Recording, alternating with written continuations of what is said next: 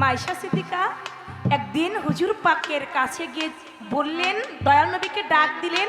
আর আমার দয়াল নবী বলে, তুমি কে? বলে, আমি আয়েশা। কয়, তোমার আমি চিনি না। কয়, তুমি কে? কয়, আমি আবু বকরের মেয়ে, তাও চিনে না। বলে, তুমি কে? কয়, আমি আপনার স্ত্রী, তাও চিনে না। আপনি বলবেন রাসূল পাক যে আমার দয়াল নবীকে চিনলো না। চিনলো না কেন? কবে চিনলো না? কি কারণে চিনলো না? এই বিষয়টা এই মারিফতের সর্বপ্রথম উৎপত্তি স্থল কোথায় এবং সর্বপ্রথম এই মারিফত কে কাকে দান করে? আমার হুজুর পাক সাল্লাল্লাহু আলাইহি সাল্লাম একদিন তিনি নিজের হাতে একজন ব্যক্তিকে হত্যা করেছিলেন। একটা মানুষ হয়ে মানুষকে হত্যা করা মহা পাপ। আপনি বলবেন আমার দয়াল নবী যিনি রাহমাতাল লিল আলামিন হইয়া দুনিয়ার বুকে আসছেন, তিনি যে একজন ব্যক্তিকে হত্যা করলেন, তার নামটা ছিল কি? কি কারণে তাকে হত্যা করলো? তার কারণটাই বা ছিল কি? এই মারিফত যারা করে, মারিফতের 4টা স্তর আছে। এই 4টা স্তর কি? 4000 ধর্ম আছে আমাদের বিশ্বের মধ্যে। 4000 ধর্ম গ্রন্থের লোক যারা, একমাত্র ইসলাম ধর্ম ব্যতীত অন্য কোন ধর্মের লোক আমার হুজুর পাককে মানে না। যদি মানত তারাও মুসলমান হইয়া ঈমান আনত।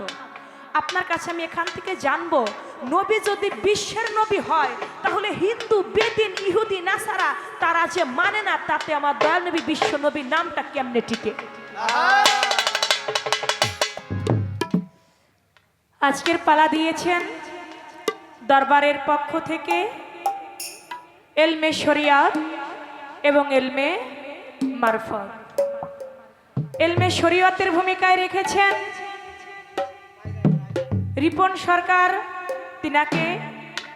এলমে মারফতের ভূমিকায় রেখেছেন আমি চন্দ্রা, আমাকে। শরিয়তের পালা থেকে তিনি বলা কোয়া করবেন, মারফত থেকে আমি আজকে বলা কোয়া রাখবো। প্রথম আসর, সেদিকে লক্ষ্য করে মারফত বিষয়াদি। আসলে মারর্থ নিজ ফতর্থ খুঁজা, নিজকে নিজে এবং আল্লাহকে তৌহিদ করে চিনা জানার নাম হচ্ছে মারফত।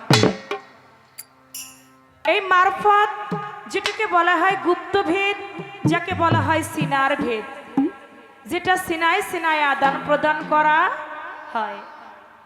মারফতের কর্ণধার আমার আল্লাহ পাক, আমার আল্লাহ হতে হুজুরে পাক সাল্লাল্লাহু আলাইহি ওয়াসাল্লাম, আমার দয়াল নবী হতে মাওলা আলী, মাওলা আলী হতে সারা বিশ্বের পীর কামেল উলিয়া উলিয়াগণই হচ্ছে মারফতের কান্ডারি।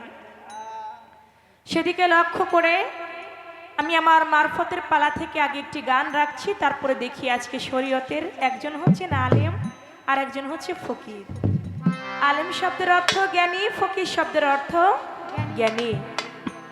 যদি জ্ঞানীতে জ্ঞানীতে কথা হয়, সেখানে কোনো দ্বন্দ্ব আসে না। শরিয়াত মারফত পালা হলে ফকিরে মন্দচারি করে মোল্লার, মোল্লা মন্দচারি করে ফকিরের, এ নিয়ে একটা পালা হয়। তবে আজকে যিনি রিপন সরকার, আমার মনে হয় না তিনি ফকিরের নিন্দাচারি করবেন। আমিও তার নিন্দাচারি গীবত করে কখনোই গান করতে আমি চাই না। তবে সে যদি এমনটা করে, আমি আবার ছাড় দেবারও শিল্পী। তো সেদিকে লক্ষ্য করে আমি আমার পালা অনুযায়ী আগে একটি গান রাখছি, তারপরে দেখা যাক কি বলা যায়।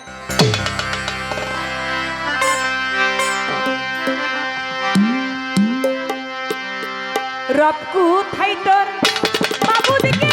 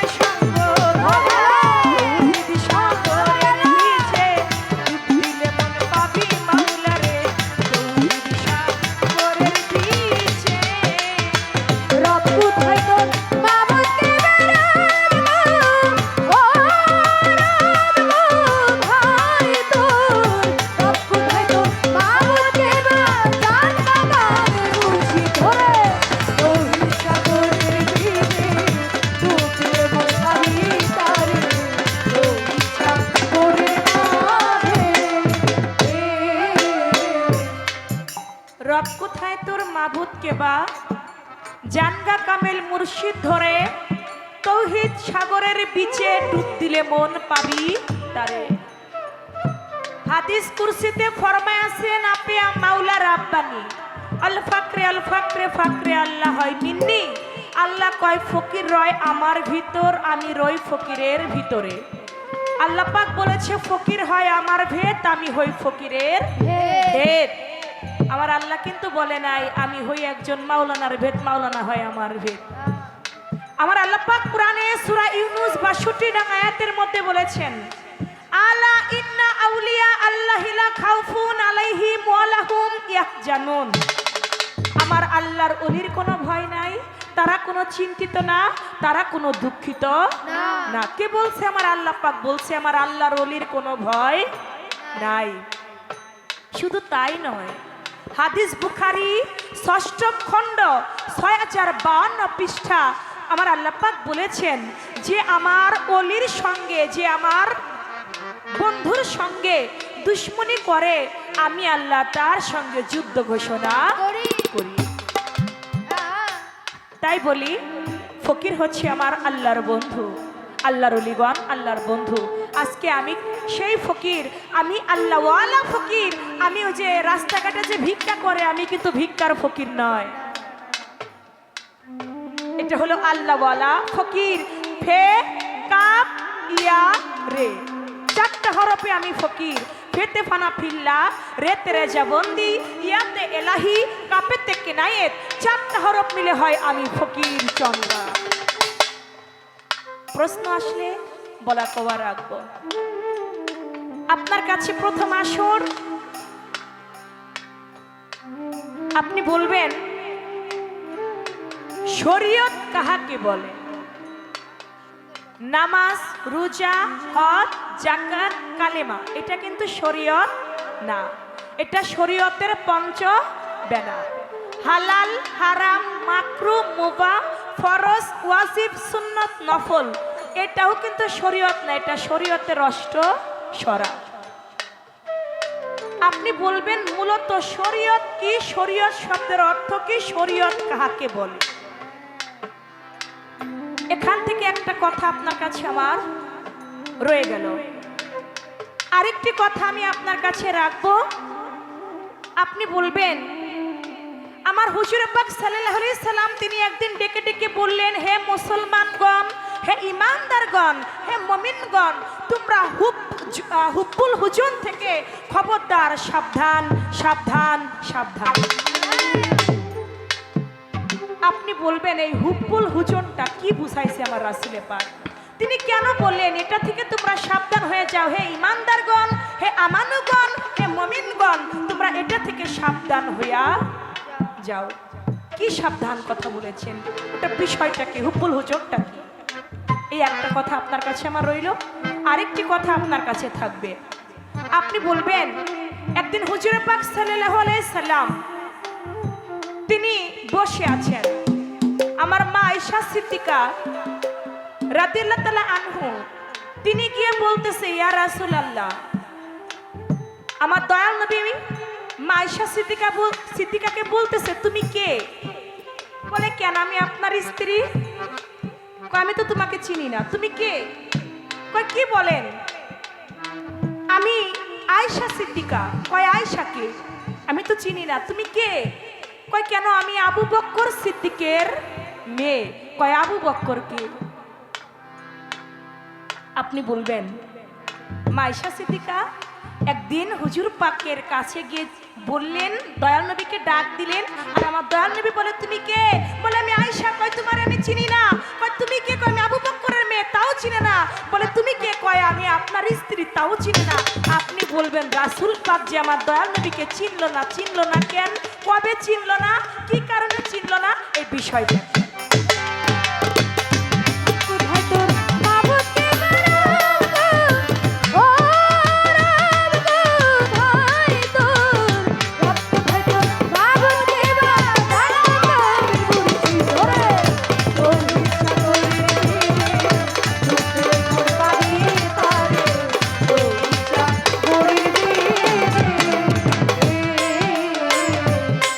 লোকে বুঝবে কি আর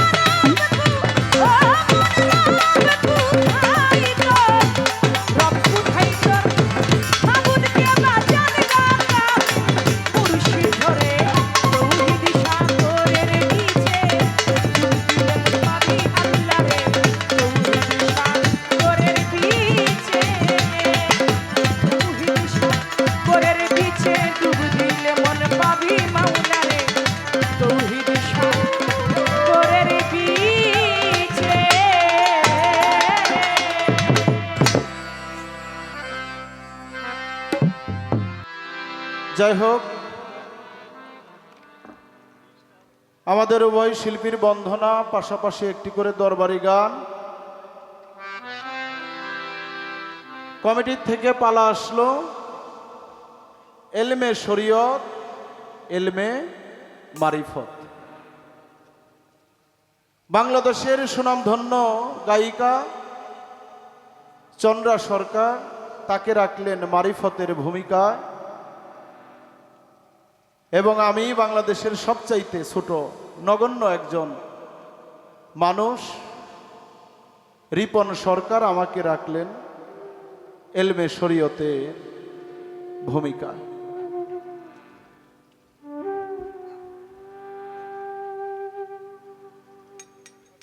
শরীয়ত, তরিকত, হাকিকত, মারিফত, আরেকটা পথ আছে যার নাম ওয়াহেদানিয়া আমরা বলে থাকি। আমার নবীজি বলছে, কোনো মানুষ শুধু শরীয়ত করে, তরিকত, হাকিকত, মারিফত কোনোটাই সে করে না, সে যদি পানির উপর দিয়ে হাইটা যাইতে পারে তাকে তোমরা বিশ্বাস করিও না। না। এটা কিন্তু বাবা আমার কথা না। আবার বলছে, কোন ব্যক্তি যদি শুধু মারিফত করে, শরীয়ত, তরিকত, হাকিকত কোনোটাই সে করে না, সে যদি শূন্যের উপর দিয়ে উঠতেও পারে তাকেও তোমরা বিশ্বাস করিও না, সে হইল ফাসিক। তাই আমার বোন চন্দ্রা সরকার, উনি মারিফতের পালা নিয়া, মারিফত কাহাকে বলে, মারিফতের যে বিষয় আশয় অতীব চমৎকার করে সুন্দর করে আমাদের মধ্যে বুঝাইলেন। আমি যা প্রশ্ন করতে চাইছি করার আগেই অনেক কিছু সে বইলা দিছে। গুণী মানুষের গুণ অন্যরকম, তাই তাকে ধন্যবাদ দিয়ে ছোট করতে চাই না। পাশাপাশি একটি গান রাখলেন, গানটা কি জানি, রব কোথায় তোর মাবুত কে বা জানগা কামেল মুর্শিদ ধরে, তৌহিদ সাগরের বিছে ডুব দিলে মন পাবি তারে। তারে। বিছে মানে মাঝখানে, তৌহিদ সাগরের মাঝে ডুব দিলে মন পাবি তারে। তারে। রব কেবা, মাবুদ কেবা, জানগা কামেল মুর্শিদ ধরে। অনেক সুন্দর একটা গান, ফকির আহমদ শাহর গান সম্ভবত। ভক্তি রাখি নামের উপরে, অনেক ভালো, অনেক গুণী একজন সাধক। ফকির আহমদের তালের ডিঙ্গা ডুবলো শুকনা বালুর চরে চরে। অনেক সুন্দর একটা গান রাখলেন, এবং আমার কাছে প্রথম স্টেজেই 3টা প্রশ্ন করছে। আমি যে ছোট মানুষ, আপনি বড় হয়ে কি এটাও বুঝেন না? প্রশ্নের উত্তর আমি পারমু না পারুম না, ওইভাবে একটু চিন্তা করে একটা কম করলেও পারতো। কি বলেন? অনেকদিন পর দেখা তো। এবং একটি কথা বললেন, শরীয়ত এবং মারিফত এটার মধ্যে কেউ কাউকে কোনো দোষাদোষী নাই। জ্ঞানী যে শিল্পী সে কখনো দোষাদোষী করবে না। বাজে আলাপ, লাহুয়াল হাদিস, আমার আল্লাহ বাজে আলাপ পছন্দ করে না। তাই উনি বলছে, আমার প্রতিপক্ষ শিল্পী দেখি কোন দিকে যায়, যদি দেখে সে আমার সাথে ঝগড়া করে তাইলে আমিও ছাইরা দেওয়ার শিল্পী না। আমিও কই, আমারও ছাইরেন না, ধইরেন। হ্যাঁ, ধরলে সে নামাজ রোজা হজ যাকাত কালেমা সম্বন্ধে কিছু জানা যাবে। আমিও আপনাকে ধরবো, যাতে মারিফতের যে নিগুড় রহস্য, গুপ্ত ভেদ আপনার কাছ থেকে আজকে জানতে পারি। তো আমি একটি গান, উনি একটি পালা থেকে গান করলেন, একটি দরবারি গান করলেন, আমিও উনি পিছনে পিছনে যাওয়ার চেষ্টা করব। তো আগে আমি একটি গান আপনাদের মধ্যে আমার পালাই থেকে রাখি, তারপরে তার প্রশ্নের উত্তর দেওয়ার চেষ্টা করব।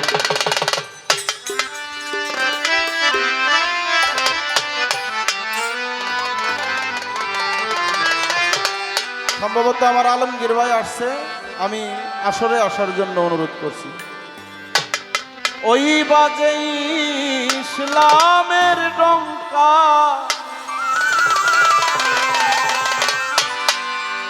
ওই বাজে ইসলামের ডঙ্কা, শব্দ শোনা যায় রে, নবীর দিনে আয় তোরা শরীয়তে আয় রে।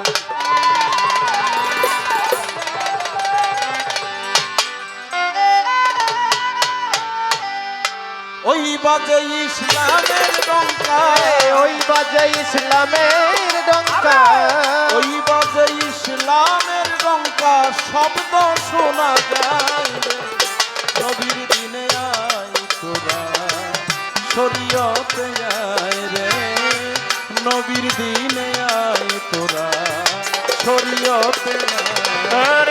ওই বাজে ইসলামের ডঙ্কা, ওই বাজে ইসলামের ডঙ্কা, শব্দ শোনা যায় রে, নবীর দিনে আয় রে তোরা শরীয়তে আয়। নবীর দিনে আয় তোরা, নবীর দিনে আয়।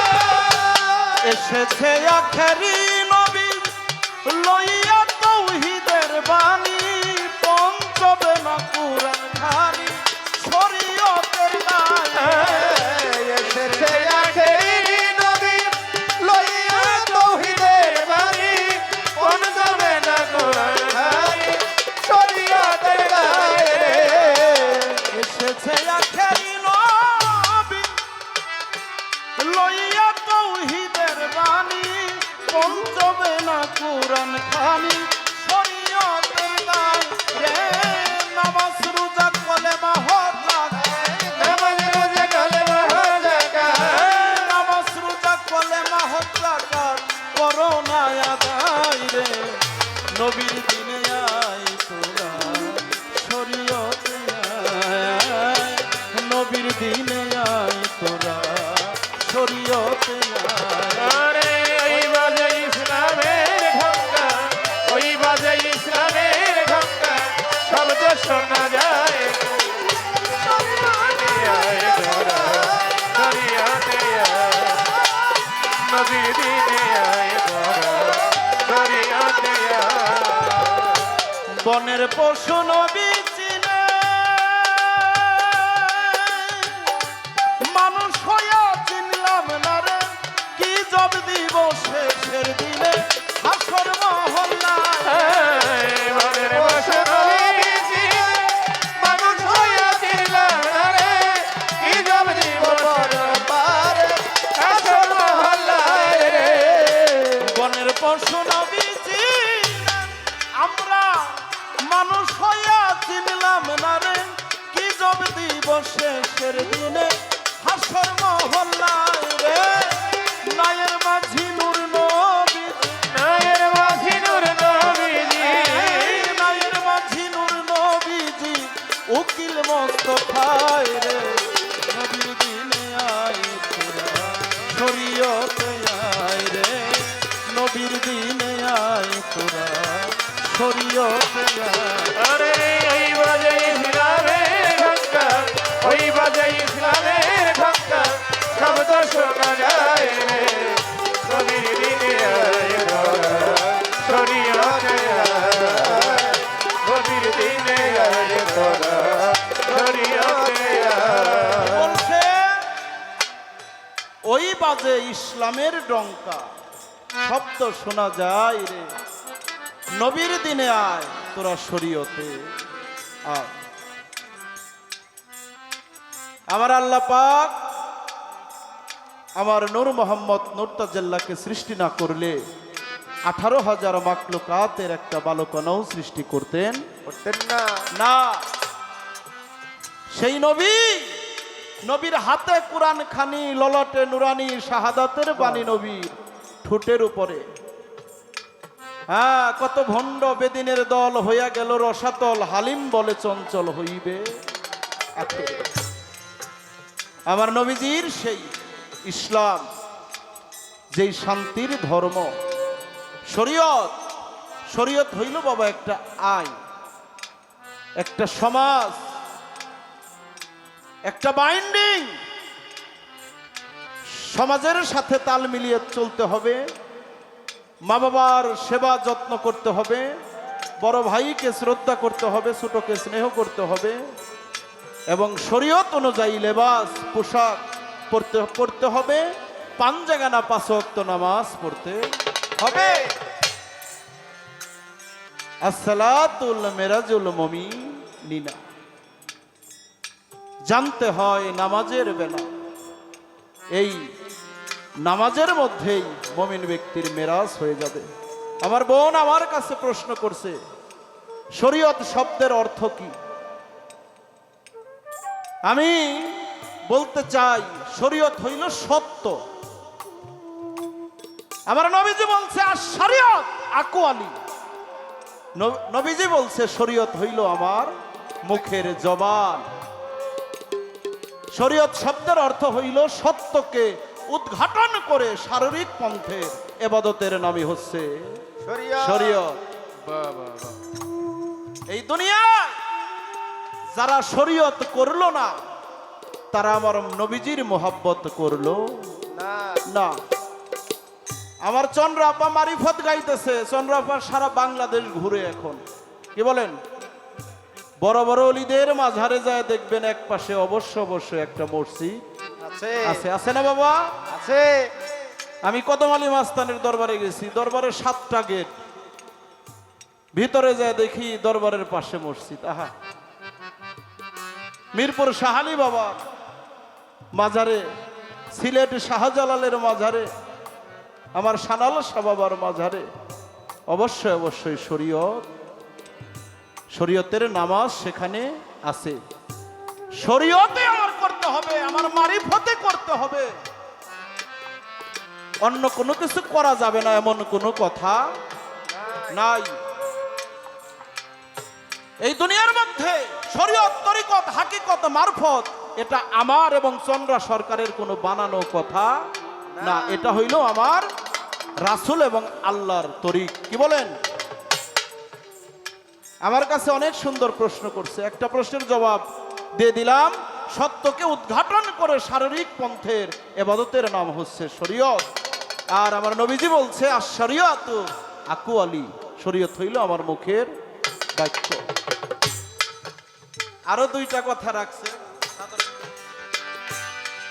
তারে কি আর পাশরিতে পারে ভবে, তারে কি আর ভুলিতে পারে নয়নে লাগে যাবে, তারে কি আর পাশরিতে পারে, তারে কি আর বাঁশরিতে পারে ভালো, তারে কি আর ভুলিতে পারে নয়নে লাগে যারে, তারে কি আর বাঁশরিতে পারে, তারে কি আর বাঁশরিতে পারে। আরে শরীয়ত মারফত পালাগান শুরু গেল হইয়া, আপনারা ধৈর্য ধরে থাকিবেন বসিয়া। আমার কাছে প্রশ্ন করে কথা মন্দ না, আমি আস্তে ধীরে সকল কথার করব বর্ণনা। কি বলছে রিপন সরকার? আপনি বলেন। আমার নবীজি বলছে হুব্বুল হুজুগ, এর থেকে তোমরা একটু সাবধান থাইকো। এই দুনিয়ার মধ্যে হুব্বুল হুজুগ, আমার নবীজি বাংলা ভাষায় বলতে গেলে আমার নবীজি বলছে, হে আমার অনুসারী, হে আমার উম্মতগণ, তোমরা গুজবে কান দিও না। হুব্বুল হুজুগ মানে তোমরা কোনো গুজবে কান দিও না এবং উত্তেজনার বশত তোমরা কোনো কর্ম করিও না। আমার নবীজি সব সময় সতর্ক থাকার কথা বলছে এবং তার উম্মতদেরকে কোন রাস্তায় কোন রাহায় চললে আমার আল্লাহর সন্ধান পাওয়া যাবে, এই শরীয়তের সজার করা হবে, সেই দিকে আমার নবীজি তার উম্মতদেরকে সব সময় বলছে। আরেকটি কথা আমার কাছে রাখছে, সেই কথাটি হইল আমার নবীজির যে সবচাইতে ছোট স্ত্রী মা আয়েশা। একদিন আমার দয়াল নবী মা আয়েশা যখন দয়াল নবীর কাছে আসলো, আয়েশাকে আমার দয়াল নবী চিনতে পারে না, বলে তুমি কে? বলছে না বাবা, নাম বলে মা আয়েশা, তারপরেও চিনে না। বাবার নাম বলে আবু বকর সিদ্দিক, প্রধান 4 খলিফার মধ্যে একজন, তারপরেও চিনে না। অনেক কথা আমার কাছে প্রশ্ন রাখছে, আমার নবীজি মা আয়েশাকে কেন চিনলো না? এটা কোন সময় আমার নবীজি মা আয়েশাকে চিনলো না? পালা জিতানোর জন্য মিথ্যা বলবো, এটা আমার স্বভাব না। আর একটা মানুষ পৃথিবীর সমস্ত কিছু জানে না, যদি সে মানুষ হয়। কি বলেন বাবা? আমার নবীজি যখন কালো একটা চাদর গায়ে দিয়া আমার মাওলা আলী, মুশকিলে কুশা, দয়াল ফাতেমা, আমার মাওলা হাসান, মাওলা হুসাইনকে চাদর দিয়া, কালো একটা চাদর দিয়া যখন জড়ায়া ধইরা বলছিল, আমার এই পাক পাঞ্জাত না হলে বায়াত হইল নূহ নবীর কিস্তি স্বরূপ। কি বলেন বাবা? আমার এই পাক পাঞ্জাত না হলে বায়াত নূহ নবীর কিস্তি স্বরূপ। নূহ নবীর সময় সূরা আনকাবুতের মধ্যে বিষয়টা দেখবেন, নূহ নবীর সময় একটা জল প্লাবন হয়েছিল। নূহ নবী ঘুইরা ঘুইরা বলছিল, যারা আমার নৌকার মধ্যে উঠবে তারাই একমাত্র নাজাত পাবে, অন্য কেউ নাজাত পাবে না। দলিলের মধ্যে আছে নূহ নবীর ছেলে হইল 4টা, হাম, শাম, কেনান এবং ইয়াফেস। কেনান নামে যে ছেলেটা ছিল, বই পড়ে দেখা যায় 450 ফুট লম্বা ছিল। নীল নদীতে ওই কেনানের হাঁটু পানি হইতো। যখন নূহ নবী আয়েশা ছেলেকে বলল, বাবারে আমার নৌকার মধ্যে না উঠলে তুমি একটু পরে কিয়ামত হবে, জল প্লাবন হবে, তুমি ডুবে মারা যাবে। তখন সেই 450 ফুট লম্বা নূহ নবীর ছেলে হাসে আর বলে, আমার বাবা পাগল হইছে, নীল নদীতে আমার হাঁটু পানি, কিসের বন্যা হবে, আমাকে ডুবাইয়া মারবে। অনেক রিকোয়েস্ট করছিল কিন্তু নৌকায় উঠছিল না। 40 দিন পর যখন জল প্লাবন হয়ে যদি পর্বতের কাছে যায়, যখন নূহ নবীর কিস্তিটা ভিড়ে, তখন আমার নূহ নবী চায়ে দেখে কেনান নামে যেই সন্তানটা ছিল যদি পর্বতের পাশ দিয়া পানির মধ্যে ভেসে ভেসে কেন লাশ অবস্থায় ভাসতেছিল। বাবারে, নিজের সন্তান মারা গেলে একটু খারাপ লাগবে না? লাগবে। নূহ নবীর ওই সময় এক ফোঁটা চোখের পানি পড়ছিল, আর মালিকের দরবারে ভক্তি দিয়ে বলছিল, মাওলা রে, তুমি না বলছিলে এই জল প্লাবনে আমার কোনো পরিবারের কোনো ক্ষতি হবে না, তাহলে আমার ছেলে মারা গেল কেন? তখন আমার মাওলা গাইবি থেকে বলছিল, নূহ, যে তোর দিন মানে না, যে তোর ধর্ম মানে না, যে তোকে ভালোবাসে না, যে আল্লাহর কথা বিশ্বাস করে না, সে কখনোই তোর পরিবারের লোক হইতে পারে না। সেই কথা আমার দয়াল নবী কালো চাদর দিয়ে আবৃত কইরা পাক পাঞ্জাতনকে বলছিল, এই পাকে পাঞ্জাতন নূহ নবীর কিস্তি স্বরূপ যারা আমার এই আহলে বায়াতকে ভালোবাসলো, মোহাব্বত করলো, তারা কখনোই পথভ্রষ্ট হবে না। যখন চাদর দিয়া জড়াইয়া ধরছিল, তখন মা আয়েশা নবীর সামনে দাঁড়াইছিল। চন্দ্রাপা, ওই সময় আমার মনে হয় আমার মা আয়েশাকে আমার নবীজি চিনে না। তার কারণ আমার নবীজি ছিল অন্য হালিয়াতে। এখানেই তার কথা ছিল, আমি আমার সাধ্য অনুসারে জবাব করার চেষ্টা করলাম। তো আমি শরীয়ত থেকে আমি তার কাছে একটি বা দুটি কথা রাখতে চাই।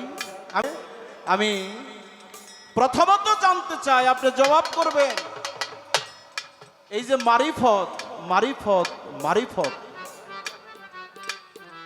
এই মারিফত আমরা অনেকেই বলি গোপন। কি বলেন বাবা? মারিফত একজন আরেকজনকে দেখাইতে পারে পারে না। এই মারিফতের সর্বপ্রথম উৎপত্তি স্থল কোথায় এবং সর্বপ্রথম এই মারিফত কে কাকে দান করে, এই হইল একটা কথা। আরেকটা কথা হইল এই মারিফত যারা করে, মারিফতের 4টা স্তর আছে। এই 4টা স্তর কি আমাদের মধ্যে উঠে দাঁড়িয়ে উত্তর করবেন? আপনারা যখন উত্তর শুনবেন অবশ্যই ভালো লাগবে। তো শরীয়ত এবং মারিফত পালা একজন আরেকজনকে অনেক রকম অনেক ধরনের কথা বলা যায়, কিন্তু বাবা ওই যে বলছি, নবী বলছে লাহুয়াল হাদিস বাজে আলাপ আমার আল্লাহ বলছে, লাহুয়াল হাদিস বাজে আলাপ আমার আল্লাহ পছন্দ করে না। না। কি দরকার আছে ভাই হুদাহুদি একটা মানুষে একটা কথা কয়ে কষ্ট দেওয়া, একটা মানুষকে ছোট করা কোনো দরকার আছে? রিজিকের মালিক তো আল্লাহ। অনেকেই বলে মোল্লারা বাড়ি বাড়ি খায়, ফকিররাও খায়, কিন্তু খায় যে আল্লাহর হুকুম ছাড়া গাছের একটা পাতাও লড়ে না। লড়ে না। সেখানে আমি কুটো কথা বলে সময় নষ্ট করব কেন? তাই আমি তার কাছে দুটি কথা রাখলাম, দেখি কি জবাব আসে, তারপরে আমি অন্যদিকে বলি। ওই বাজে ইসলামের ডঙ্কা, ওই বাজে ইসলামের ডঙ্কা, শব্দ শোনা যায় রে, নবীর দিনে যায় রে তোরা শরীয়তে যায়, নবীর দিনে যায় রে তোরা শরীয়তে যায়। আনোয়ার দেওয়ানে বলে ভীষণ তুফান নদীর কুলে, নেকি যাবে হেসে ফেলে নদী ডুবে যায়। আনোয়ার দেওয়ানে বলে ভীষণ তুফান নদীর কূলে, নেকি যাবে হেসে ফেলে নদী ডুবে যায় রে। আনোয়ার দেওয়ানে বলে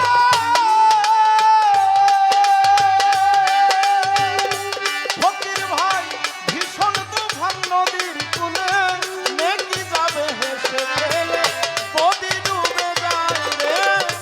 আপে খুদা হাকিম হবে, আপে খোদা হাকিম হবে, আপে খুদা হাকিম হবে, উকিল মস্ত খায় রে, নবীর দিনে আরে তোরা শরীয়তে আয়, নবীর দিনে আয় রে তোরা শরীয়তে আয়। ওই বাজে ইসলামের ডঙ্কা, ওই বাজে ইসলামের ডঙ্কা, ওই বাজে ইসলামের ডঙ্কা, শব্দ শোনা যায় রে, নবীর দিনে আয় তোরা শরীয়তে আয়।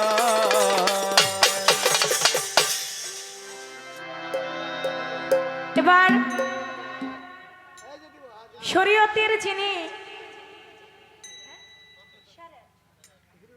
মাওলানা সাহেব, তার বলা কওয়া খুবই সুন্দর। আমার যে প্রশ্ন ছিল তার জানা মতে তিনি জবাব করেছেন, কিন্তু একটা কথা বলছেন, আপনি আমাকে এত কঠিন কঠিন প্রশ্ন করতেছেন, আমি প্রশ্নের জবাব পারবো কিনা এটাও তো একটু আপনি চিন্তা করবেন, একটু ভেবে দেখবেন। আমি ছোট মানুষ। হ্যাঁ, আপনি খুব ছোট, ছোট, আপনি খুব ছোট, একবারে বাচ্চার বাপ মনে হইতাছে। এমন ছোট মনে হয় বাচ্চার বাপ হতো, হয় না? যাক, এমন ছোট মানুষের সঙ্গে আসলে শরীয়তের গান গাইতেছে, আসলেই তিনি একটা ফুলাপান। আর আমি মারফতের, যেহেতু আমি একজন ফকির, আমি তার কাছে মুরব্বী, এটা সত্য। কারণ শরীয়ত হলো প্রথম ধাপের এবাদতের স্তর। শরীয়ত এবাদত কর্ম করে তারপরে যাইতে হবে আপনার তরিকতে, তরিকতের এবাদত হয়ে গেলে যাইতে হবে আপনার মারফতে, মারফতের হাকিকতে, হাকিকতের ইবাদত হয়ে গেলে যাইতে হবে আপনার মারফতে, মারফতের ইবাদত যখন হয়ে যাবে তখন যেতে হবে আপনার রহেদানিয়াতে। আর যখন রহেদানিয়াতে পৌঁছে যাবে তখন আল্লাহর সঙ্গে, বান্দার সঙ্গে, ফকিরের সঙ্গে একাকিত্ব কথাবার্তা হয়, যে কথা একজন ওলি শুনে আর আল্লাহ বলে একজন ওলি শুনে, এ ব্যতীত না। যেমন শরীয়ত একটা প্রাইমারি স্কুল আর মারফত হলো ইউনিভার্সিটি বিশ্ববিদ্যালয়। একজন ইউনিভার্সিটি বিশ্ববিদ্যালয়ের শিক্ষক হলো আজকে আমি ফকির চন্দ্রা সরকার, আর প্রাইমারির স্কুলের ছাত্র আজকে রিপন সরকার। সেই হিসেবে তিনি আসলে একটা ছোট মানুষ, বাচ্চা মানুষ, পোলাপান মানুষ, একবারে গেদু। হ্যালো, যাক, পোলাপানের নাবালিকা বুঝবে কি প্রেমের জ্বালা? নাবালিকা কখনো প্রেমের জ্বালা বুঝে না। না বুঝি না। প্রেমের জ্বালা বুঝতে গেলে আগে সাবালক হইতে হয়। এই তো আমার যুবক ভাইরা বুঝছে, আজকে 14ই ফেব্রুয়ারি না, 14ই ফেব্রুয়ারি তো পার হয়ে এখন 15ই ফেব্রুয়ারিতে চলে আসছে, আর ভালোবাসা দিবস। এজন্য সব থেকে তুমি ভালোবাসা করো, তুমি পীড়িত কইরো এমন জনের সাথে যে মরলেও বাঁচাইতে পারে পারে, এমন পীড়িত তুমি কইরো না সকালবেলা আই লাভ ইউ বললা, বিকেল বেলায় ব্ল্যাক লিস্টে তোমার নাম্বার। এমন ভালোবাসা করা যাবে না। ভালোবাসা করতে হবে এমন ভাবে আমি মারা গেল যেন আমার শালাল চান আমাকে বাঁচাইতে পারে। আমার দীনবন্ধুর কাছে যেন আমার পিতা মাতার প্রতি ভালোবাসা করলে সেই পিতা মাতা আমাকে ছেড়ে যাবে না। আমি যদি আমার দীনবন্ধুর সঙ্গে ভালোবাসা করি সেও আমাকে ছেড়ে যাবে না। কিন্তু আমি 2 দিনের প্রীতি করতে যাই আমি একটা বান্ধবীর সাথে, আমার বান্ধবীর ভালোবাসা আমার এখন আছে, একটু পরে থাকবে না। এই জন্য বান্ধবীর থেকেও যেন বেশি ভালোবাসি আমি আমার বাবা মাকে, আমি যেন ভালোবাসি একজন প্রিয় মুর্শিদকে, আমি যেন বেশি ভালোবাসি আমার হুজুরে পাককে, আমি যেন বেশি ভালোবাসি আমার মাওলার প্রেমে। তাই সেদিকে এজন্যই বললাম নাবালিকা কখনো প্রেমের মর্ম বুঝে না।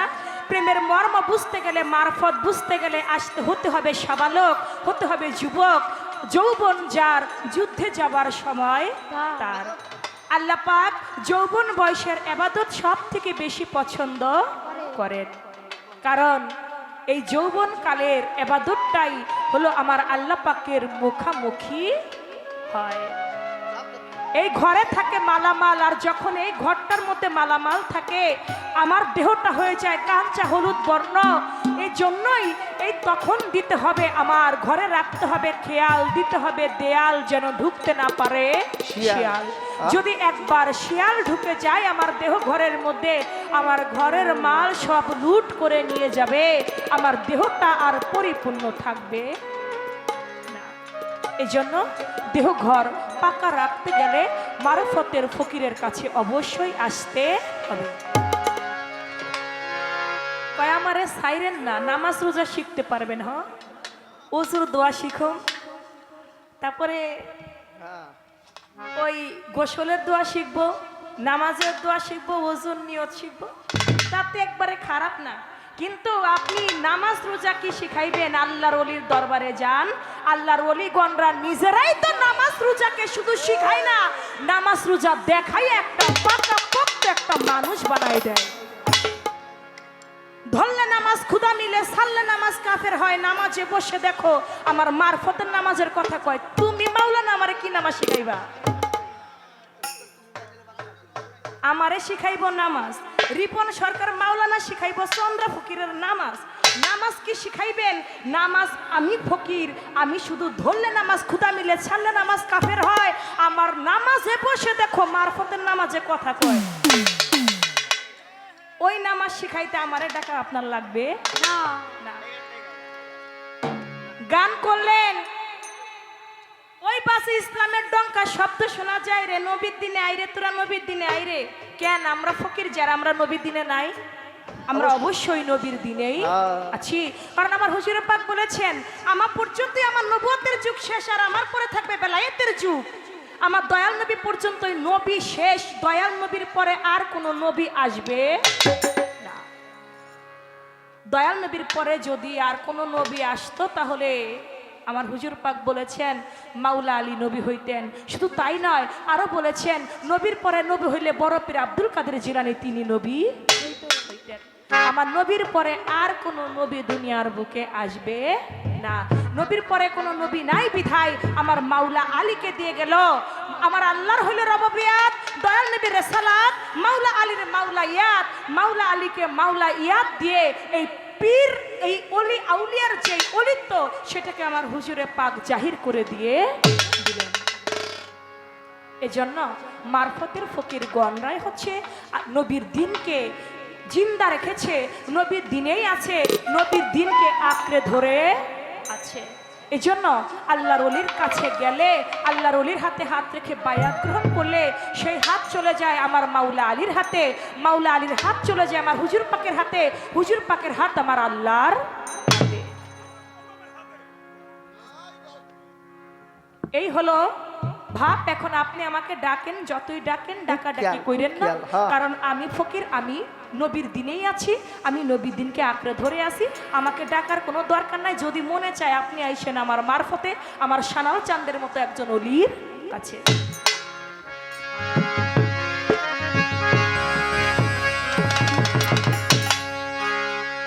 আমার কাছে দুটি প্রশ্ন রেখেছেন, আমি প্রশ্নের জবাব প্রশ্ন করার আগেই দিয়ে দিছি।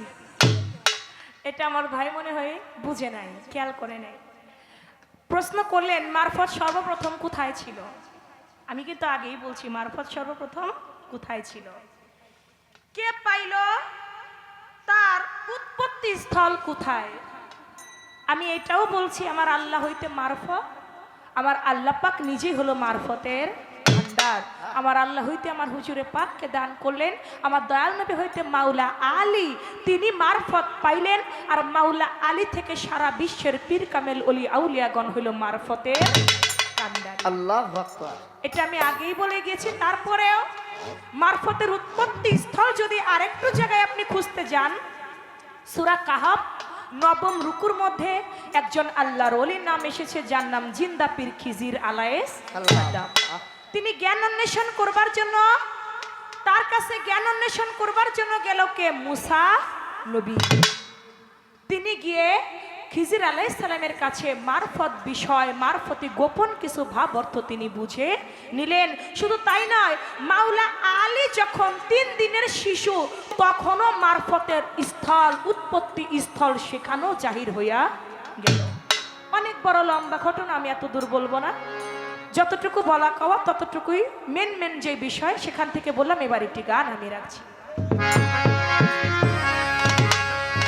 মারফতের 4টি স্তর কি আমি জবাব করবো, আগে একটি গান।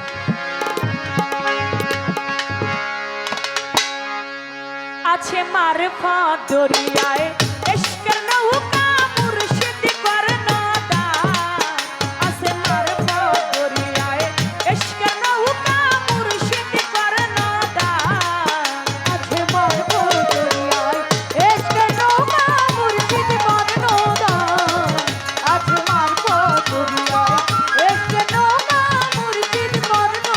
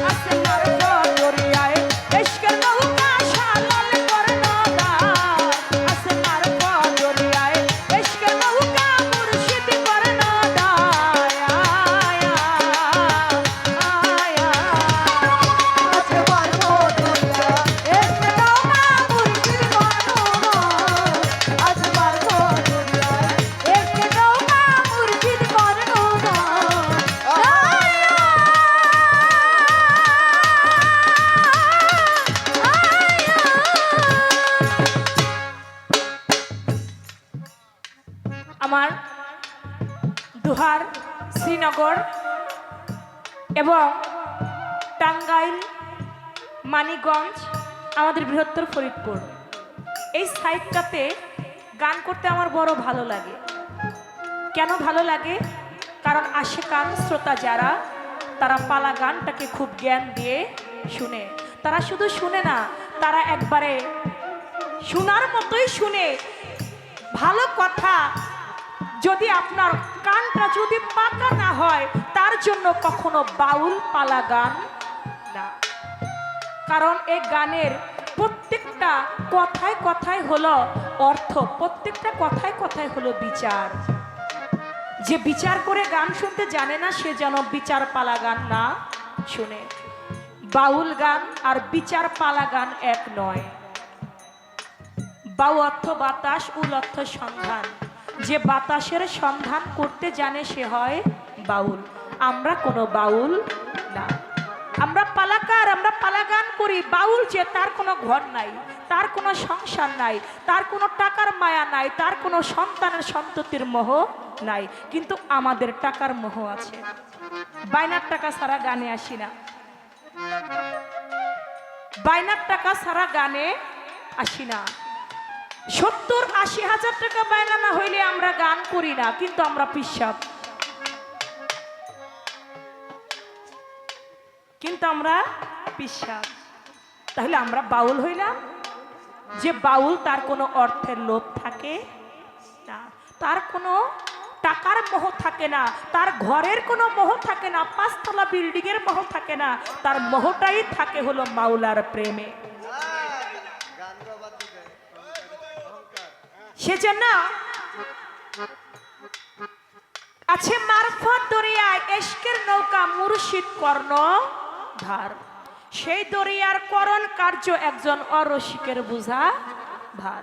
যে একজন অরসিক, সে কখনো মারফত বুঝবে না। আমার প্রতিপক্ষ বলল মারফত গোপন। আসলে গোপন বিষয়টা কি দেখেন। একদিন বাকাবিল্লাহ রহমাতুল্লাহ আলাই, তার একজন ভক্ত, ছোট বাজায়েন, সব ছোট, যায়া বলতেছে, দয়াল, শুধু মারফত মারফত শুনি, মারফত দেখতে চাই। এখন তিনি বলে, বাবা মারফত তোমার আমি কেমনে দেখাই? বলে, আপনি না একজন আল্লাহর ওলি, আপনি মারফতের ওলি, আপনার কাছে আমি মারফত দেখতে চাই। আপনি যদি মারফত দেখাইতে না পারেন, তাহলে আপনি কিসের আল্লাহর ওলি? তাই আমি আপনার কাছে মারফত দেখতে চাই। তখন বাকাবিল্লাহ রহমতুল্লাহ আলাই বলল, বাবা তুমি যদি মারফত দেখতে চাও, তাহলে আমি যখন মারা যাব, তখন একজন ব্যক্তি আমার জানাজা দিতে আসবে। আর যেই ব্যক্তিটা আমার জানাজা দিতে আসবে, তুমি তার কাছে জিজ্ঞেস করবা মারফতটা কি। তার কাছে যদি তুমি জিজ্ঞেস করো, তাহলে মারফত যে গোপন, এটা তুমি সম্পূর্ণভাবে বুঝতে পারবে। সেই বাকাবিল্লাহ রহমতুল্লাহ আলাই বাজান আমার আপন দেশে চলে যায়। হঠাৎ করে মনে পড়ল, ভক্তের বাবা এই না দুনিয়ায়। আমার মুর্শিদ বলেছে, আমি যখন মারা যাব, এক ব্যক্তি আসবে আমার জানাজা নামাজ পড়াইতে। তারে দেখলেই মারফত তুমি বুঝতে পারবা এই না ধরাতে। চলে যাব গুরুর বাড়ি, আমি আর তো প্রাণে দেরি সহে না। মারফত গোপন ভেদেই খা জীবন ধন্য করব, হইলাম রওয়ানা। রওনা দিয়েছে গুরুর বাড়ি। জানাজার নামাজ পড়াবার জন্য আলেম ওলামাগণ, মুসল্লিগণ, আত্মীয় স্বজন সবাই লাইন ধরে দাঁড়িয়েছে। ওই ভক্ত তাকিয়ে দেখতেছে, ঘোড়ায় করে একজন ইমাম আসতেছেন। কিসে করে? ঘোড়ায় করে। পরনে তার সাদা পোশাক, পাগড়ি তার মাথার মধ্যে। জানাজা নামাজ যখন শেষ হয়ে গেল, ওই লোকটা আবার ঘোড়ায় উঠে চলে যাচ্ছে। পিছন দিক থেকে ডাক দিয়ে বলতেছে, আপনি কই যান, দাঁড়ান। বলে কেন? বলে আমার গুরু বাকাবিল্লাহ রহমতুল্লাহ আলাইহি বলেছেন, সে যখন মারা যাবে একটা লোক ঘোড়ায় করে আসবে তার জানাজা দিতে, আর তার কাছে যদি আমি জিজ্ঞেস করি মারফত, গোপন বিষয়টা কি, সে আমাকে মারফত দেখাবে। আপনি তো সেই ঘোড়ায় করে আসলেন, আপনি তো জানাজা নামাজ পড়াইলেন, আপনি আমাকে একটু গোপন মারফতটা একটু দেখান। তখন বলল, তুমি দেখবা মারফত? বলে হ্যাঁ। ঘোড়া থেকে নেমে যখন এমনি ভাবে তাকাইলেন ভক্তের দিকে, ভক্ত তাকাইয়া দেখে সে আর কেউ না, তারই মুর্শিদ কেবলা বাকাবিল্লাহ রহমাতুল্লাহ আলাইহি তার নিজের জানাজা নিজেই পড়াইছে। সে আর কেউ না, তারই মুর্শিদ কেবলা বাকাবিল্লাহ রহমাতুল্লাহ আলাইহি তার নিজের জানাজা নামাজ সে নিজেই ইমাম হইয়া পড়াইছে। বলে তুমি মারফত দেখছ? বলে দয়াল, আমার মারফত দেখার আর কোনো বাকি। এই হলো গোপন ভেদ মারফত। কে কথা কয় রে দেখা যায় না, হাতের কাছে নড়ে চড়ে খুঁজলেও জনমভর মিলে না। কে কথা কয় রে দেখা যায় না। চন্দ্রা সরকারের মুখ নড়ে, হাত নড়ে, পা নড়ে, কিন্তু তার মধ্যে থেকে যে একজন তুতা পাখির মতো বুলি বলে, সে কে? তাকে কি একদিনও আমরা দেখেছি? না। বাড়ির কাছে আর শ্রীনগর, সে তাই পড়শি বসত করে, আমি একদিনও না দেখিলাম তারে বাবা বলি হারি বলি হারি। যে কথা কয় ওই ব্যক্তিটাই মারফত। আর এই ব্যক্তিটাকে ধরতে গেলে এই ব্যক্তির চরণে পড়তে হবে, এই ব্যক্তির পায়রবি করতে হবে, তা না হইলে এই ভেদ তত্ত্ব ভালোভাবে বোঝা যাবে। আছে মারফত দুনিয়ায় এসে নৌকা মুর্শিদ বর্ণনা, আছে মারফত দুনিয়ায় এসে নৌকা মুর্শিদ বর্ণনা।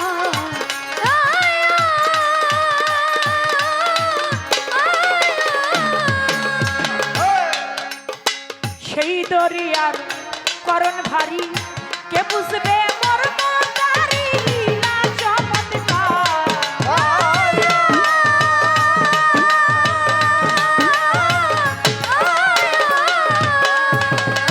তরিকের ভাই সেই দরিয়া,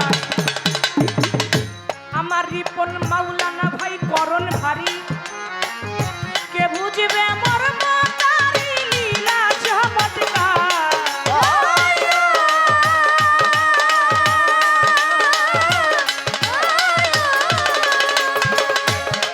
কাউরা কসিম বলে নিদান কালে রে, ওরা মুসলিম বলে নিদান কালে রে, কাউরা কসিম বলে নিদান কালে রে,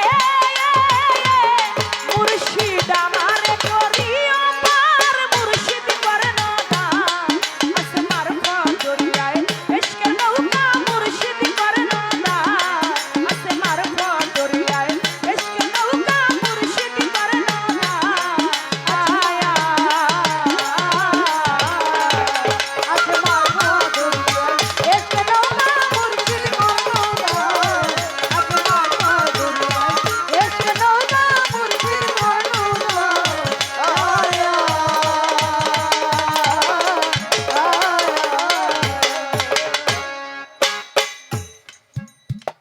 মারফতের চারটি স্তর কি?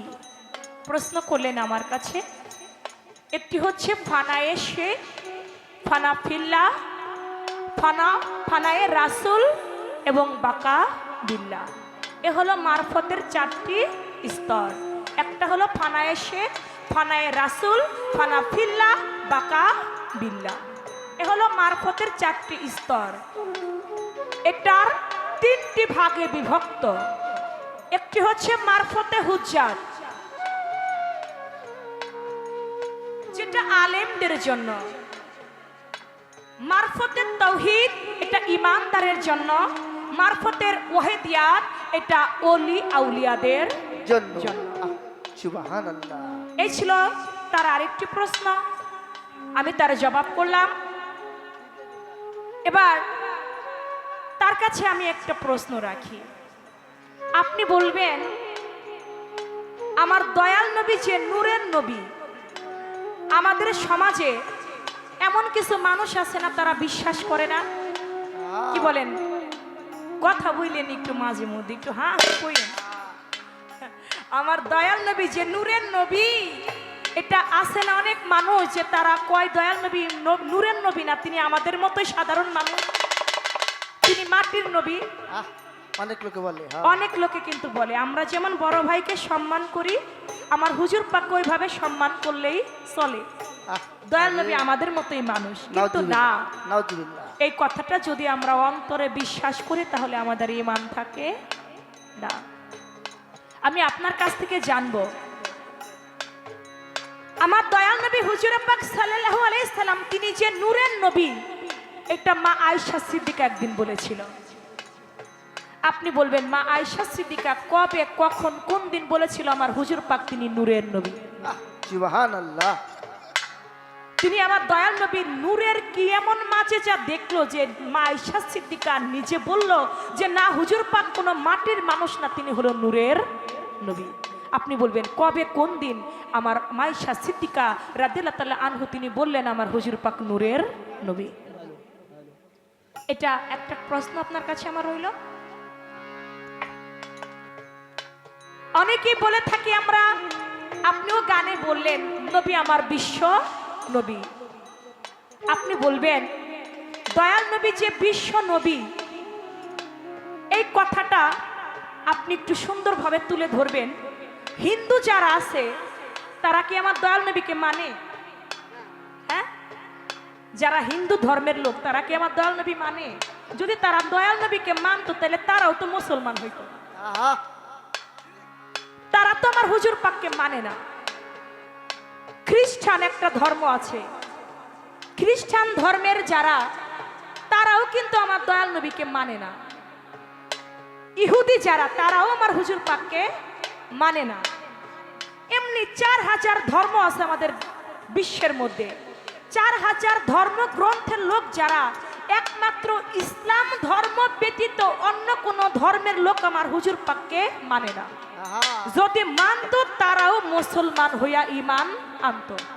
আপনার কাছে আমি এখান থেকে জানবো, নবী যদি বিশ্বের নবী হয় তাহলে হিন্দু, বেদিন, ইহুদি, নাসারা তারা যে মানে না, তাতে আমার দয়াল নবী বিশ্ব নবী নামটা কেমনে টিকে?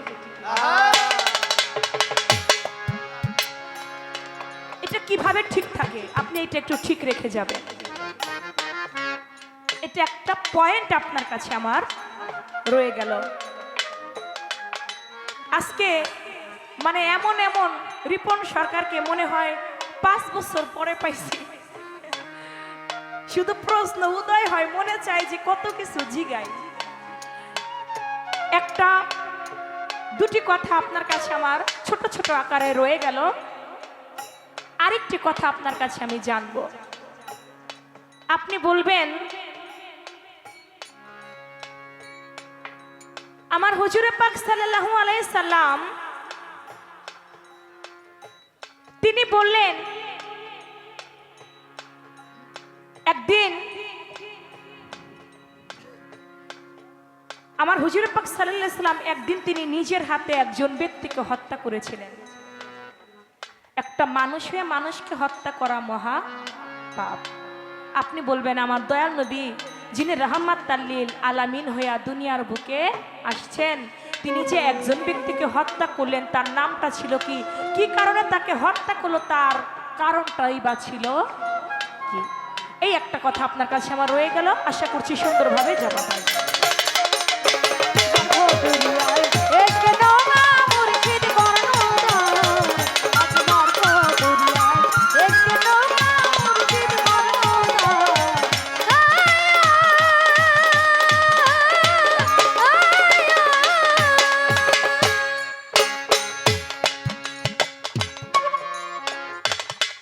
মারফত দরিয়ায় এশকের নৌকা মুর্শিদ কর্ণদার, এই কথাটা কেমন কেমন লাগে না? সেই দরিয়ায় আছে শূন্যি, পানি নাই, তার শুকনা জমি আছে বাইতুল মামুর ঘর। 72 বছরের পারি এক পলকেই হবি পার, মুর্শিদ কর্ণদার। শেখ ফরিদ আউলিয়ার নাম শুনেছেন না আপনারা? তার মা বলল, বাবা শেখ ফরিদ, তুমি আল্লাহকে পাইতে চাও না? বলে, হ্যাঁ মা, আমি তো আল্লাহকে পাইতে চাই। বলে, বাবা তুমি যদি আল্লাহকে পাইতে চাও, ঘরে বসে সাধনা করলে আল্লাহকে পাওয়া যাবে না। আল্লাহকে পাইতে গেলে তোমার ঘরের মায়া ত্যাগ করে তোমার জঙ্গলে যাইতে হবে। যে একা হয়ে যায়, যে হয় রুগী সে হয় সুগী, আর যে সুগী হয় সেই তো আমার দীনবন্ধুর দিদার পায়। শেখ ফরিদ, তুমি জঙ্গলে চলে যাও, জঙ্গলে গিয়ে আল্লাহর সাধনা করো, তাহলে তুমি আল্লাহকে পাবে। 12 বছর পর্যন্ত জঙ্গলে শেখ ফরিদ আউলিয়া সাধনা করলো। সাধনা করে বাড়িতে আসছে। আসার পরে বলতেছে, বাবা তুমি কি সাধনা করছো জঙ্গলে? বলে, হ্যাঁ। কয় বছর? কয় 12 বছর। কয় 12 বছর তুমি কেমনে সাধনা করলা? তুমি কিছু খাইছো? কয়, মা হ্যাঁ খাইছি। কয়, কি খাইছো? কয়, বনের লতা পাতা এগুলা খেয়ে আমি 12 বছর সাধনা করছি। কয়, বাবা তোমার তো সাধনায় সিদ্ধি লাভ তুমি করতে পারো নাই। কয়, কেন? কয়, তুমি তোমার ভিতরে খাবারের একটা চাহিদা ছিল, তাহলে তুমি কেমন করে তুমি তোমার সাধনায় সিদ্ধি করলা? তুমি তো খাবারের মোহে তুমি অনেকটা সময় মাওলাকে ভুলেছিলে, তাহলে তুমি কিভাবে মাওলাকে পাবা? তুমি আবার যাও 12 বছর সাধনা করে আসো। আবার গিয়ে 12 বছর শেখ ফরিদ আউলিয়া সাধনা করলো। সাধনা করে এসে বাড়িতে আসছে। মা বলে, বাবা শেখ ফরিদ, তুমি 12 বছর সাধনা করছো? কয়, হ্যাঁ মা সাধনা করছি। কয়, তুমি কি খাইছো? কয়, মা আমি কোনো কিছুই খাই নাই। অনেক সময় দেখা যাচ্ছে আমার ক্ষুধা পাইতো, তখন আমার কিছু খাইতে মনে চাইতো, কিন্তু আমি খাইতে চাইয়াও, আমি ধরতে চাইয়াও আমি সেই খাবারটা খাই নাই। ফলমূল সামনে দেখছি মা, তারপরও আমি সেটা আহার করি নাই। কয়, বাবা তাহলে তো তোমার সাধনা হয় নাই। কয়, কেন? কয়, তুমি সামনে ফলমূল দেখছো, তোমার রুহে ওইটা খাইতে চাইছে, কিন্তু তুমি রুহেরে খাইতে দাও নাই। তুমি তো রুহের উপর অত্যাচার করছো। তুমি তো তোমার রুহের উপর অত্যাচার করছো। রুহুকে অত্যাচার করে, রুহুকে কষ্ট দিয়ে তার কোনো ইবাদত হয় না। তোমার তো ইবাদত হয় নাই। তুমি আবার যাও। আবার গেল 12 বছর। 3 বারং 36 বছর কাটায়া যখন বাড়িতে আসছে, কয়, এই 12 বছর তুমি কি করছো? কয়, মা এই 12 বছর আমার ক্ষুধা তৃষ্ণা কোনো কিছুই ছিল না। কয়, আল্লাহরে দেখছো? কয়, না দেখি নাই। কয়, দেখলা না কেন? বাবা তুমি 36 বছর সাধনা করছো, কিন্তু তুমি এখনো বায়াত গ্রহণ করো। তুমি আবাদত করছো, কিন্তু তুমি এখনো বায়াত গ্রহণ করো নাই, এই জন্য তুমি মাওলার দিদার পাও নাই। বাবা বায়াত ব্যতীত যে মাওলার দিদার লাভ করা যায় না, যে বায়াতবিহীন মারা যায় সে জাহিলিয়াতের মৃত্যুবরণ করে। তুমি যাও বায়াত গ্রহণ করো। 12 বছর 3 বারং 36 বছর যে সাধনা করে সে কি সাধারণ ব্যক্তি থাকে? 12 বছর পর্যন্ত না খাইয়া তিনি জীবন কাটাই দেয়। কই আমরা কি পারবো একদিন সারা 5 দিন না খাইয়া থাকতে, একটু পানি পান না করে থাকতে? সামনে রমজান মাস, একটা দিন যদি আমরা রোজা রাখি, খুব ছোট একটা দিন যদি আমরা রোজা রাখি, সন্ধ্যার সময় হইলে পানির তৃষ্ণায় আর প্রাণে বাঁচি না, কখন একটু পানি পান করব? তো সেদিকে আমরা দেখি যে আমরা কখন একটু পানি পান করবো। আর 36 বছর কাটাই দিল, পানি পান করলো না। সে কোনো সাধারণ ব্যক্তি রইল না, সে গেল মুরিদ হবার জন্য বোয়ালি শাহ কালামদারের বাড়ি। মুরিদ হবার জন্য নদীর ঘাটে গেছে, গিয়া দেখে নদীর ঘাটে কোনো নৌকা নাই। যখন নৌকা না দেখতে পাইল, শেখ ফরিদ আউলিয়া মনে মনে চিন্তা করে, কি রে এই ঘাটের মধ্যে কোনো নৌকা নাই, আমি একটা কাজ করি, একটা কাগজ দিয়া নৌকা বানাই। ছোট্ট একটা কাগজ দিয়া নৌকা বানাইছে। ওই নৌকাটা যখন নদীর মধ্যে নামাইয়া ওই কাগজের নৌকার উপরে বসছে, বোয়ালি শাহ কালামদার ধ্যান করে দেখে আমার দরবারে ৩-৩২ বছর জঙ্গলে থেকে সাধনা করে মহামানব হয়ে গেছে এমন একজন ব্যক্তি আমার দরবারে আসতেছে। ও যদি আমার দরবারে আসে, ও তো আগে থেকে আল্লাহর ওলি হয়ে গেছে, আমার থেকে তো বড় একজন সাধক হয়ে গেছে, ওরে আমি কেমনে মুরিদ করাই? ও যাতে আমার দরবারে না আসতে পারে, নদীর মধ্যে একটা ঝড় আল্লাহ তুমি দিয়া দাও। আল্লাহ তুমি নদীতে এমন একটা ঝড় দাও যাতে ওই নৌকাটা নিয়ে শেখ ফরিদ আমার দরবারে আসতে না পারে। পানি নাই তার উঠছে, আগুন নাই তার উঠছে ধোয়া, পানি নাই তার উঠছে ঝড়, বাতাস নাই তার উঠছে ঝড়। মুর্শিদ কর্ণধার দেখে নদীতে কোনো বাতাস নাই, কিন্তু হঠাৎ করে শীতের দিন এমন তুফান ছাড়ছে, তুফানের মধ্যে কাগজের নৌকাটা শুধু ঘুরে যায় আর সামনের দিকে এগোতে পারে না। যখন এগোতে না পারে, শেখ ফরিদ মনে মনে চিন্তা করে এটা নিশ্চয়ই বোয়ালি শাহ কালেমদারের খেলা হইতে পারে। আল্লাহ বৃষ্টির দিন না, বাতাসের দিন না, রৌদ্রের মধ্যে যে আমার নদীর মধ্যে ঝড় উঠাই দিল, যে আমার কাগজের নৌকাটাকে দোল খাওয়াইলো, হে আল্লাহ ওই লোকটার মাথার মধ্যে তুমি 2টা শিং গজাই দাও। বলা দেরি আছে, তার মাথার মধ্যে শিং গজাইতে দেরি নাই। উকি দিয়া দেখতেছিল জানালা দিয়া শেখ ফরিদ কোন পর্যন্ত তাকায়া দেখছে, ওইদিকে তো মাথার মধ্যে শিং গজাই গেছে। মাথা ভিতরে নিতে চেষ্টা করে, মাথার ভিতরে নিতে পারে না। তখন বলে এটা নিশ্চয়ই ওই শেখ ফরিদেরই খেলা। আমি মাথা ভিতরে নিতে চাই, আমার মাথা কেন ভিতরে নিতে পারি না? যখন নদীটা, তখন আল্লাহর কাছে ফরিয়াদ করলো, মাওলারে নদীর ঝড়টা তুমি থামাই দাও। যখন বোয়ালি শাহ কালেমদার ফরিয়াদ করলো, নদীর ঝড় থেমে গেল। শেখ ফরিদ আউলিয়া তখন বলল, আল্লাহ আমি বলেছিলাম তার মাথায় যেন শিং হয়ে যায়, যেহেতু আমার নদীর ঝড় থেমে গেছে, তুমি তার শিং 2টা উদাও করে নিয়ে যাও। শিং উদাও হয়ে গেল। বোয়ালি শাহ কালেমদার তার দরবারে গেল, বোয়ালি শাহ কালেমদারের দরবারে শেখ ফরিদ গেল, যায় কয় দয়াল আপনি আমাকে মুরিদ করেন। খেলা তো আর কম খেললেন না, কিন্তু আমারে তো আর আটকায় রাখতে পারলেন না, আপনি আমারে মুরিদ করেন। কয় আমি তোরে মুরিদ করতে পারি, আমার একটা শর্ত আছে। বলে কি শর্ত? বলে এই যে একটা কবুতর, এই কবুতরটা তুই এমন একটা জায়গায় নিয়ে জবাই করবি দুনিয়ার বুকে কেউ যেন না দেখে, যদি কেউ দেখে তাহলে কিন্তু তোকে আমি মুরিদ করব না। বলে ঠিক আছে। কবুতরটা নিয়ে চলে গেল জঙ্গলে, কবুতর জবাই করবে, দেখে পাখির কিচিমিচি ডাক, মনে মনে চিন্তা করে পাখিতে ডাকলে তো আমার জবাই হবে না। সামনে আরেকটু গভীর জঙ্গলে গেল, গিয়ে দেখে কোনো পাখি নাই, কোনো মানুষ নাই, কবুতরটা জবাই করবে। এই মুহূর্তে চিন্তা করে, বোয়ালি শাহ কালেমদার বলছে দুনিয়ার বুকে কেউ যেন না দেখে, কেউ দেখুক না দেখুক, কোনো মানুষ দেখুক না দেখুক, এই দুনিয়াটা যিনি সৃষ্টি করছে সেই মালিক তো দেখে। এই দুনিয়া যিনি সৃষ্টি করছে আমার আল্লাহ রাব্বুল আলামিন, সে তো দেখে। আমি কবুতর জবাই করতে পারবো না। আস্তে করে নিয়ে দিয়ে দিলেন, দয়াল এই নেন আপনার কবুতর। কয় জবাই করলা না? কয় দুনিয়ার কোনো মানুষ দেখুক না দেখুক, আমার আল্লাহই তো দেখে, এই জন্য আমি জবাই করতে পারলাম না, আপনি আপনার কবুতর নেন। কয় বোয়ালি শাহ কালেমদার বলে, শেখ ফরিদ রে, এই জন্য বলেছিলাম তুই আগে থেকেই আল্লাহর ওলি হয়ে গেছিস, তোকে আমার পক্ষে মুরিদ করা সম্ভব না বাবা, তুই চলে যা কুতুবউদ্দিন বখতিয়ার কাকির কাছে। কুতুবউদ্দিন বখতিয়ার কাকি তোকে মুরিদ করতে পারবে। সেই কুতুবউদ্দিন কাকির হাতে আমার শেখ ফরিদ আউলিয়া, তিনি সেখানেও 12 বছর অজুর পানি গরম কইরা সে হয়ে গেল আল্লাহর ওলি। এই জন্য বলে বাবা, পানি নাই, আগুন নাই, তার উঠে ধোঁয়া, বাতাস নাই, তার উঠে ঝড়।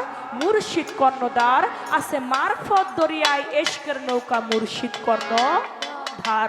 72 বছরের পারি এক পলকেই পার হওয়া যায়, যদি একজন কামেল পীরের সঙ্গ করা যায়। এশকে নৌকা মুর্শিদ কর্ণধার, আছে মারফত দরিয়ায়, এশকে নৌকা মুর্শিদ কর্ণধার।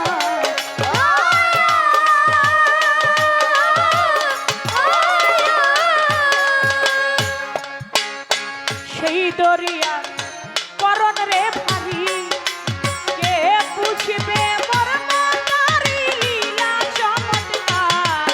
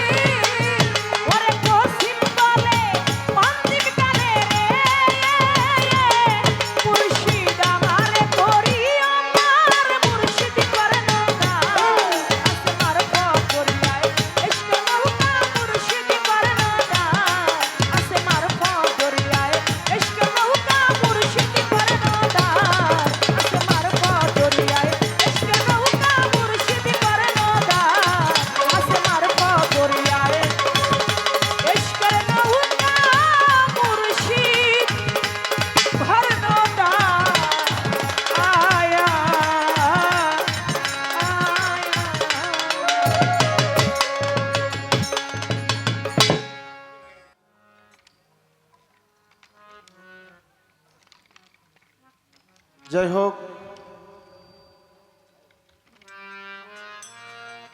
আমি তার কাছে যেই কথা প্রশ্ন রেখেছিলাম তার জবাব অনেক সুন্দর করে করছে। তো আসলে বাবা, বাউল বিচার গান করতে গেলে কথার পিছনে তো একটা কথা না বললে কথা বের হয় না, কি বলেন? আমি পালা করব না, আমি দু একটি কথা বলবো। আমি আমার চন্দ্রাপার কাছে যেই কথাগুলো রাখছিলাম অতীব চমৎকার করে উত্তর করছে। তো আমি একটা কথা জিগাইছিলাম, মারিফতের সর্বপ্রথম উৎপত্তি স্থল কোথায় এবং সর্বপ্রথম কে কাকে এই মারিফত দান করে। আমার কথা ছিল একটাই, কিন্তু এর মধ্যে শাখা প্রশাখা অনেক ছিল। উনি একটা কথা বলছে, কথাটা হইল আমার মাওলা আলীর যখন 2.5 দিন মতান্তরে 3 দিন বয়স, সেখানেও একটা মারফতের আদান প্রদান হয়েছিল না বাবা? বলছেন এই কথাটা? আমি তার কাছে যে কথা রাখছিলাম উনি আগে বলছে, কিন্তু এই যে পরে বলছে আমার মাওলা আলীর যখন 2.5 দিন মতান্তরে 3 দিন বয়স, সেখানে মারিফতের আদান প্রদান আমার নবী এবং আলীর মাঝখানে হয়েছিল। এই যে সুন্দর একটা কথা বের হয়ে আসছে। আরো কিছু কথা সে বলছে, মারিফত এটা হইল সত্যপথ, শরীয়ত এটাও সত্যপথ। সুন্দর গান, সুন্দর কথা, এবং আমার কাছে আবারও কিছু কথা জিজ্ঞেস করলেন। কথা কইতে গেলে অনেক কথা। আমি বলছিলাম আমি ছোট মানুষ, আমাকে এত প্রশ্ন না করলেও পারতেন, বা করার আগে একটু চিন্তা করতেন।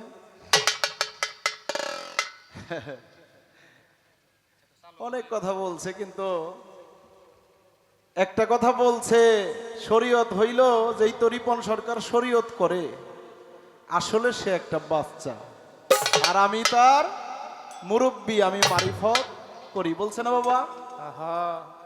আপনার কথা সত্য, কিন্তু প্রাইমারি স্কুলে পড়া ছাড়া আপা ভার্সিটিতে যায় ভর্তি হওয়া যায় না, যায় না। আর যেই ভার্সিটির ছাত্র বা মাস্টার যাই বলেন, ও যে ছোটকালে প্রাইমারি স্কুলে ক খ গ গ ম পড়ছে, ওই মাস্টারটা দেখলে যে সালাম আলিক দেয় না, আমি মনে করি ওর মধ্যেও আদব নাই, কি বলেন? আমি কিন্তু এটা আমার চন্দ্রাপাকে বলতেছি না, এটা যুক্তি, কাউন্টার। হ্যাঁ, বৃক্ষ যত বড়ই হোক প্রথমে তার পরিচয় হইল বীজ, কি বলেন বাবা? তাই আপনিও আমারে ছোট মনে করলে অত ছোট মনে করেন না। খিচুড়ি বলে এলা করলেও খাইলে আবার পেট ভরবো। আর একটা কথা বলছে, আমি রিপন সরকারের 5 বছর পরে পাইছি। আমি প্রশ্ন করি 2টা, আমার বইনে করে 3টা।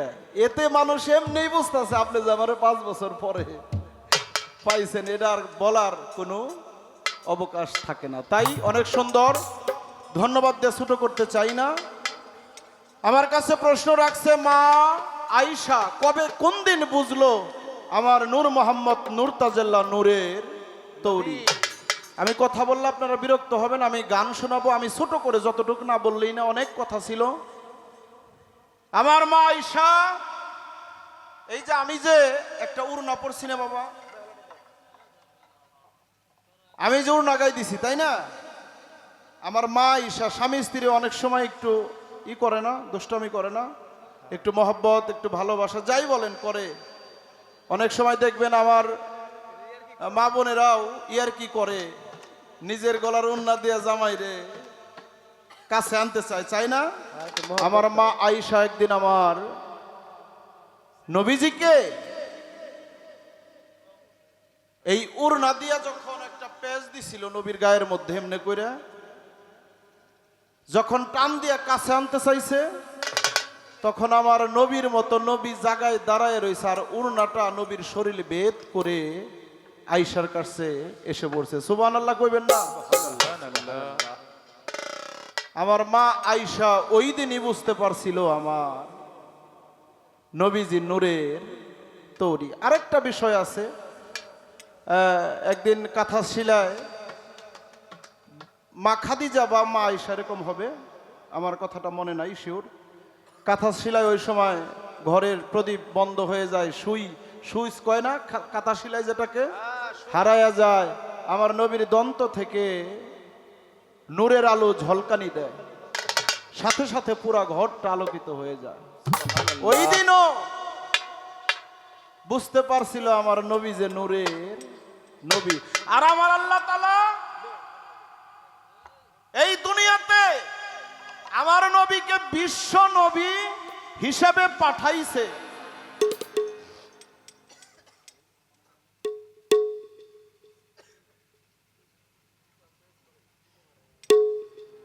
সূরা আম্বিয়ার মধ্যে বলছে, হে রাসূল, আমি আপনাকে সারা এই পৃথিবীর সমস্ত মানব জাতির জন্য রহমত স্বরূপ এবং পথ প্রদর্শক হিসাবে আমি আপনাকে প্রেরণ করলাম। সূরা নূরের মধ্যেও আসছে, সূরা সাবার মধ্যে আসছে, এরকম অনেক প্রমাণ আছে। কিন্তু সবচাইতে বড় প্রমাণ শিল্পী তো মানে কাঁচা না, উনি একটু বুদ্ধি করে আমারও প্রশ্ন করছে যাতে উনির কথা আমি কই উনির একটু ভালো হয়। কি বলেন? আমার নবীজি আনফাসের সাথে জিন্দা, যার এক নাম হায়াতুল মুরসালিন। কি বলেন বাবা? হায়াতুল মুরসালিন নবী। আমার নবী হইল বান্দার হায়াত, 18,000 মাখলুকাতের জান স্বরূপ আমার দয়াল নবী নূর নবীজি নূর তাজেল্লাহ। আপনারা কি কেউ বলতে পারবেন যার ভিতরে প্রাণ আছে, যে এই যে শ্বাস এবং প্রশ্বাস ছাড়ে, সে মানুষ হোক পশু হোক জীব জানোয়ার যাই হোক, যদি তার শ্বাস প্রশ্বাসের দম আসা যাওয়া যেই পর্যন্ত করে ওই পর্যন্ত আমার নবী তার ভিতরে জিন্দা। আমি কথা কইলে কথা অন্যদিকে চলে যায়, উনি আমার টানতেছে উনির দিকে নেওয়ার জন্য। হ্যাঁ, তো আমি যতটুক বলার চেষ্টা করলাম। আমার নবীজি মানুষ হত্যা করছিল, তো আমার জানা মতে আমার নবীজি ওইভাবে কাউকে খুন করে নাই। কিন্তু তারপরেও হাদিসের মধ্যে আসছে, মদিনার ইহুদিদের নেতা কাব ইবনে আশরাফ যে মুসলমানদের বিরুদ্ধে, আমার নবীজির উম্মতের বিরুদ্ধে ষড়যন্ত্র করত এবং মানে আছে না এই খারাপ ভাষায় কিছু রচনা, কবিতা আবৃত্তি করত বা কবিতা রচনা করত। অনেকেই বলে আমার দয়াল নবী তাকে হত্যা করছিল বা তাকে হত্যা করার হুকুম দিছিল, এরকমও বলা অনেক জায়গায় শোনা যায়। এবং উবাই ইবনে খালাবকে এই যুদ্ধের মধ্যে যাইয়া উবাই ইবনে খালবকে আমার দয়াল নবীজি একটা বর্ষা দিয়ে আঘাত করছিল। আমি মনে হয় আমার বোনের কথাটা এই জায়গায় ছিল, আমি আমার সাধ্য অনুসারে জবাব করার চেষ্টা করলাম। তো আমি আর এখন তার কাছে প্রশ্ন না রাখি। কি বলেন বাবা? ও চারদিক থেকে মানে কথা আসতেছে যাতে আমরা বিচ্ছেদ গান শোনাই, তাই না?